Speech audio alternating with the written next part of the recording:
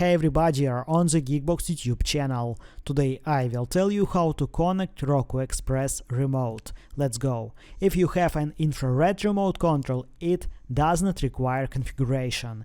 If you have a Wi-Fi remote control, open the battery compartment.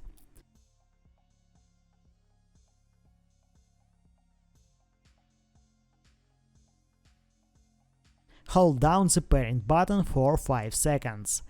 If you don't have a parent button, then press the back and home buttons for 5 seconds. If the remote control does not work, replace the batteries.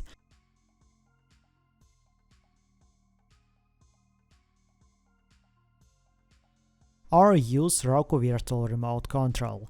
Your phone and your TV must be connected to the same Wi-Fi network.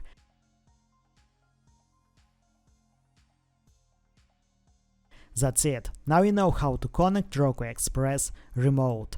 Thanks for watching. Please like and subscribe to the channel. Good luck and see you soon.